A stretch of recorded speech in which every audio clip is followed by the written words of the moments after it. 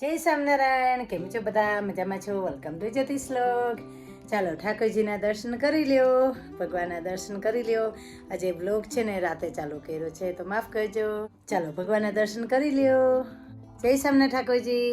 કેમ છો ભગવાન? મજામાં છો? આરતીનો ટાઈમ થઈ ગયો છે, આજે રાતે વ્લોગ ચાલુ કર્યો છે તો માફ કરજો ભગવાન. જય સ્વામિનારાયણ તુલસીજી.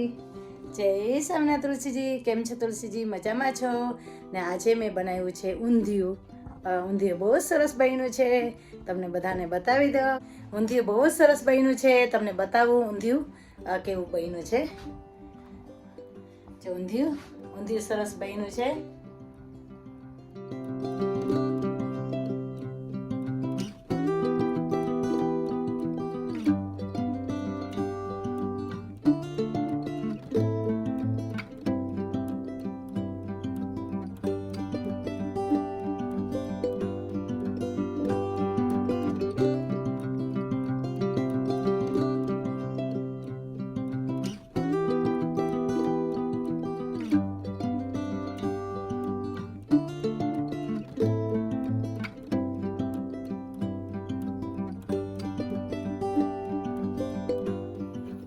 આવી રીતે મેં 5 ચમચી લીધી, એટલે કે 5 ટેબલ સ્પૂન આપણે લીધી. આવી રીતે 5 ટેબલ સ્પૂન આપણે ચણાનો લોટ લીધો છે.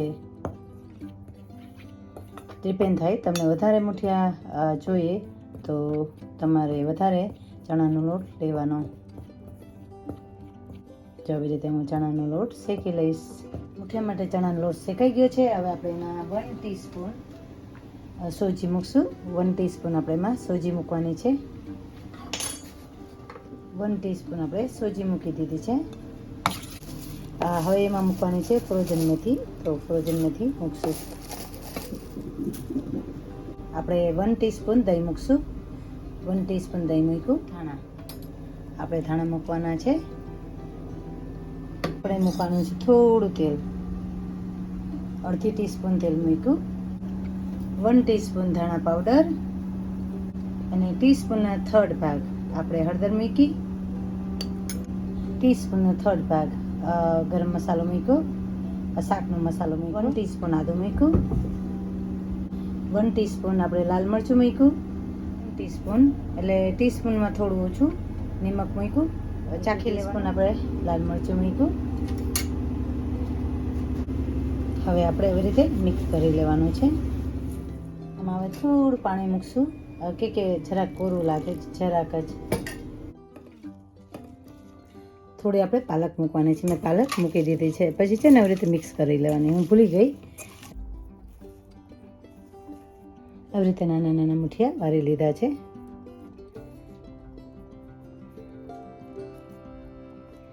તમે ગમે એ શેપ આપવો હોય તો આપી શકો છો. હવે મુઠિયા આપણે તરી લેવાના છે.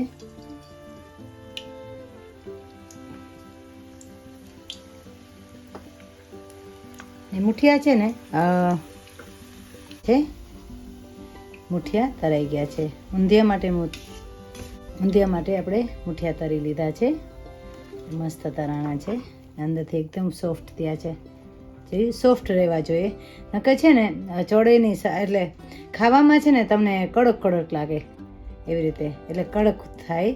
પણ આવી રીતે તમે તરો ને તો મુઠિયા સરસ થાય. મસાલો આપણે હવે રીંગણ ભરવાના છે તો તેના માટે આપણે ધાણા લઈ લઈશું.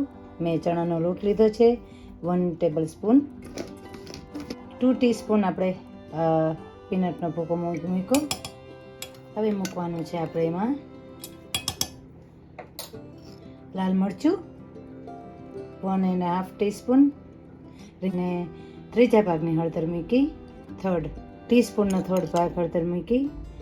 2 ટીસ્પૂન આપણે ધાણા જીરું મૂક્યું, એટલે ધાણા પાવડર. 1 ટીસ્પૂન આપણે નિમક મૂક્યું. 1 ટીસ્પૂન નિમક મૂક્યું. જરાક ગરમ મસાલો, થોડો ચપટી. હવે આપણે મિક્સ કરી લેવાનું છે. 1 ટીસ્પૂન લાલ મરચું મૂક્યું. આદું છે ને થોડું વધારે મૂકવાનું. 1 ટીસ્પૂનથી મેં થોડું વધારે આદું મૂક્યું. અમે છે ને લસણ કે નથી ખાતા, એટલે આ આદું વધારે જોઈએ. મસાલો તૈયાર થઈ ગયો છે રીંગણ ભરવા માટે. આવી રીતે મેં રીંગણ છે ને કટ કરીને મીઠામાં બોરી લીધા હતા, એટલે એની કડવાશ જતી રહે એટલા માટે. હવે રીંગણ ભરી લેવાના છે આવી રીતના.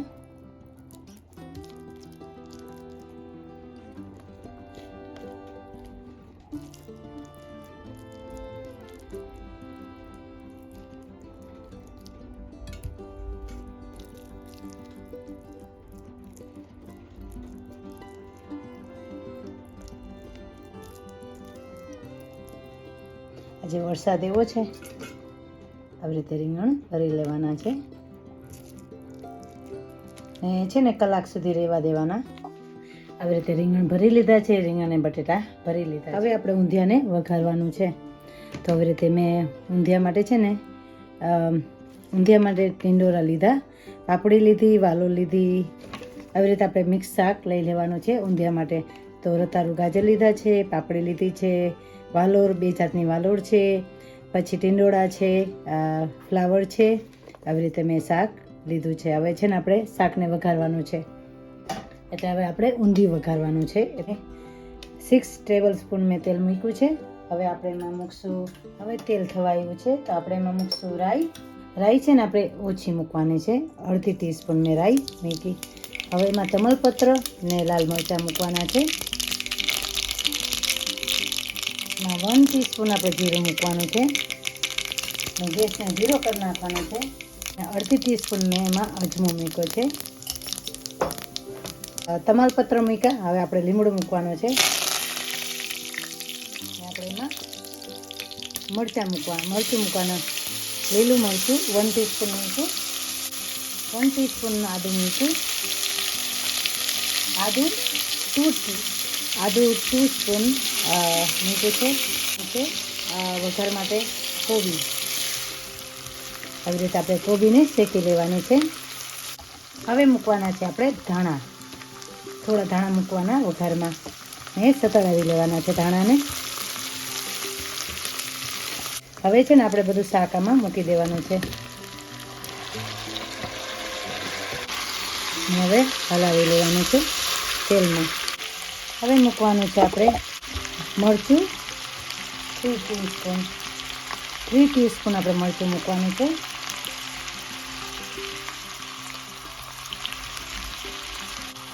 અડધી ટીસ્પૂન આપણે હળદર મૂકવાનું છે.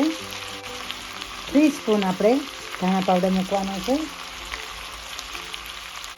હવે આપણે મૂકવાનું છે નિમક 1.5 ટીસ્પૂન ને નિમક મૂકું મિક્સ કરી લેવાનું. એમાં આપણે બટેટા મૂકી દેવાના છે, ને રીંગણ મૂકવાના છે. રાઈટ. આવી રીતે હવે આપણે છે ને મિક્સ કરી લેવાનું છે. આવી રીતે હવે આપણે મિક્સ કરી લેવાનું છે ઊંધિયાને. ગેસને આપણે સ્લો કરવાનો છે.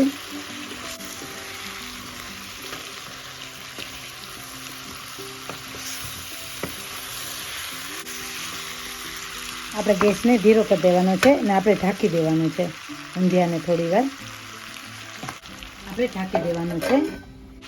1 થી 2 મિનિટ આપણે ઢાંકી દેવાનું છે ને ગેસને સ્લો કરી દેવાનો છે. આવી રીતે વરાળ વળી જાય ને એટલે આપણે એમાં 1 ટીસ્પૂન આપણે ઘી મૂકવાનું છે. 1 ટીસ્પૂન પાલક મૂકવાનું છે. પાલક મૂકી ઘી મૂક્યું, પાલક મૂકી આપણે એને ફરીથી ફેરવવાનું છે. આવી રીતે ફરીથી ઢાંકી દેવાનું છે. ઊંધિયાને ફરીથી ઢાંકી દેવાનું છે. હવે આપણે છે ને થોડો ગરમ મસાલો મૂકવાનો છે. મારી પાસે ઘરનો મસાલો છે, શાકનો મસાલો એ મૂકી દીધો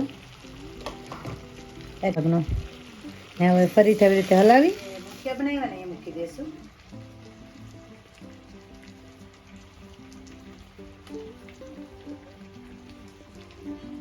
આ મુઠિયા મૂકી દીધા છે.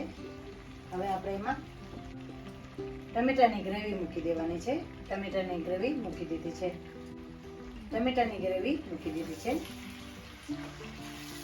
થોડું પાણી મૂકવાનું છે. ડૂબી જાય ને એટલું જ આપણે પાણી મૂકવાનું છે. આપણે શાક ડૂબે ને એટલું પાણી મૂકવાનું છે.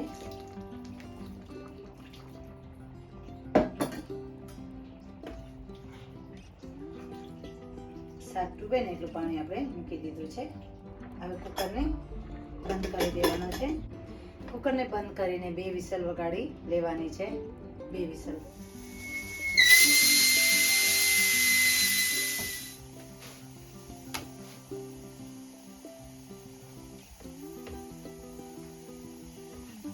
ફાઇન બન્યું છે ઊંધિયું. ફાઇન ચટાકેદાર મસ્તનું ઊંધિયું બન્યું છે. એમાં બધા જ વેજીટેબલ મેં મૂક્યા છે, પણ ટેસ્ટી બન્યા છે. પ્લીઝ તમે લોકો પણ બનાવજો. ઊંધિયું તૈયાર થઈ ગયું છે. આપણે એમાં ધાણા છાંટવાના છે.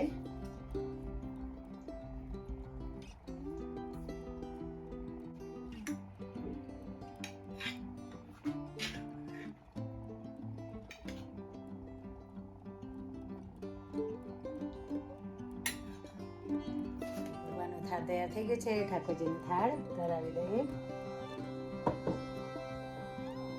ચાલો ભગવાન જમવા માટે, દયાળુ જમવા માટે. ચાલો ભગવાન. ઊંધિયું સરસ બન્યું છે. પ્લીઝ જમજો ભગવાન, જમજો દયાળુ. જમો ને જમાડું રે જીવન મારા, હરી રંગ મારા માડું રે જીવન મારા.